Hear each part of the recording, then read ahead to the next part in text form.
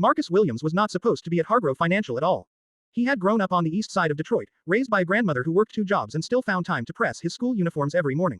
He earned a scholarship to Ohio State, studied accounting, graduated magna cum laude, and spent 7 years building a reputation as one of the sharpest forensic accountants in the Midwest. At 32, he was a single father. His ex-wife, Keisha, had left when their son Elijah was 3, not out of cruelty, but out of exhaustion. Marcus took full custody without a court fight. He worked late and still made it to every soccer practice. He was the kind of man who kept a laminated emergency contact card in Elijah's backpack and a Bible verse taped to the dashboard of his 2014 Honda. When Diana Hargrove recruited him to be head of internal audit at Hargrove Financial, he thought it was the breakthrough he had been praying for. The salary was $140,000. The office had a window. For the first time in his life, Marcus felt like he had arrived. 14 months into the job, Marcus found something that would change everything. While reviewing a series of third-party vendor contracts, he noticed a pattern, a recurring set of shell companies receiving payments that did not match any approved services. The amounts were small at first. Then they weren't. By the time he had traced the full thread, Marcus was staring at $4.2 million in fraudulent disbursements spanning 3 years. The money led directly to Diana Hargrove's personal accounts, routed through 2 shell companies registered in Delaware under her maiden name. Marcus did not panic. He documented everything. He saved duplicate files on an encrypted drive. He scheduled a private meeting with Diana and laid the report on her desk like a man who still believed in doing the right thing. "I found something you need to see," he said. "I think this can be handled internally before it becomes a federal matter." Diana looked at the report for a long time. Then she looked at him. "Thank you, Marcus," she said. "Give me a few days to look into it." He gave her a week. 14 months into the job, Marcus found something that would change everything. While reviewing a series of third-party vendor contracts, he noticed a pattern, a recurring set of shell companies receiving payments that did not match any approved services. The amounts were small at first. Then they weren't. By the time he had traced the full thread, Marcus was staring at $4.2 million in fraudulent disbursements spanning 3 years.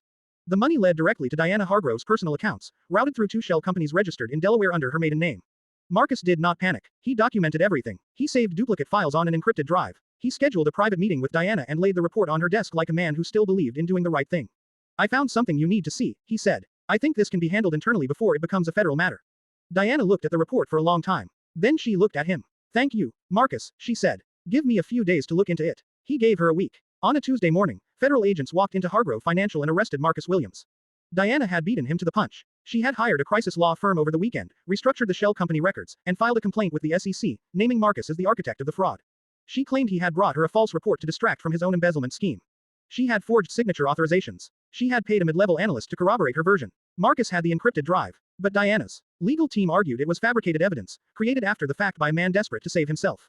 He could not afford the caliber of attorney he needed. His public defender was overworked and underprepared. The case moved fast. Elijah stood in the lobby of Hargrove Financial that morning because Marcus had brought him to work early. There had been a school delay. The boy was 7 years old, wearing a blue backpack with a rocket ship on it, when he watched his father get put in handcuffs. Marcus Williams was sentenced to 10 years in federal prison for wire fraud and embezzlement. Diana Hargrove gave a tearful statement to the press about how betrayed she felt by someone she had trusted. Part 4. 10 years. Prison does not break every man. Some men it sharpens. Marcus earned his paralegal certification in year 2. He spent the remaining 8 years studying law, filing motions, writing letters, and building a case that no one on the outside was yet ready to hear. He connected with a nonprofit legal organization called the Integrity Project, which specialized in white-collar wrongful convictions. He gave them everything. Every document, every timestamp, every digital breadcrumb he had preserved. Elijah was raised by Marcus's grandmother during those years. The boy visited every month without fail, even as a teenager when it wasn't cool. He sat across from his father in that visitation room and listened. He took notes. He became, at 17, the most determined young man his high school had ever seen. In year 9, a mid-level analyst at Hargrove Financial, the same one Diana had paid to corroborate her story, lost his job in a round of layoffs. He had been carrying the guilt for a decade. He contacted the Integrity Project. His testimony, combined with metadata analysis of the original documents Marcus had preserved, unraveled Diana Hargrove's entire construction. Marcus Williams was exonerated 11 months before his sentence would have ended. He walked out of federal prison on a Thursday morning. Elijah, now 17, was waiting for him in the parking lot, 6 feet tall, wearing his grandfather's watch, holding 2 cups of coffee. RT5. The return. Marcus did not return to Hargrove Financial for revenge. He returned because the truth required a witness. By the time he was exonerated, Diana Hargrove had already been indicted. The federal investigation had moved quickly once the analyst testified. She had resigned 18 months earlier when a separate SEC audit had begun circling her accounts again. She was living in a smaller house in the suburbs, waiting on trial. Marcus showed up at the federal courthouse on the day of her sentencing not as a victim seeking satisfaction, but as a man who had something to say. He had been given the opportunity to deliver a victim impact statement. He stood at the podium in a charcoal suit Elijah had picked out. He looked at Diana Hargrove, older now, smaller looking, no blazer, no tissue, and he spoke for 4 minutes. He did not yell. He did not cry. He talked about Elijah standing in that lobby at 7 years old with a rocket ship backpack. He talked about what it costs a child to watch his father taken away. He talked about what dignity costs when someone strips it from you in public to protect their own comfort. Then he said, "I am not here to destroy you. I am here so that this moment is on the record, so that what you chose to do to me and to my son is never minimized, never called a misunderstanding, never softened into a footnote.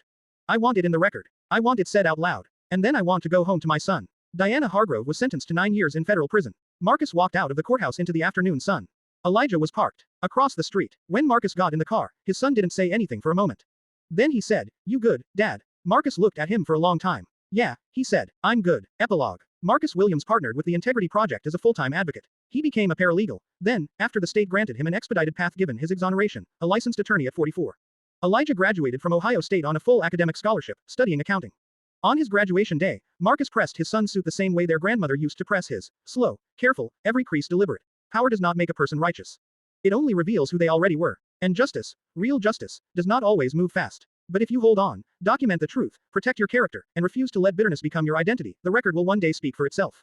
You are not forgotten. You are not finished. And no one, no title, no suit, no courtroom, can permanently erase what God placed inside of you. Keep going. Your return is coming.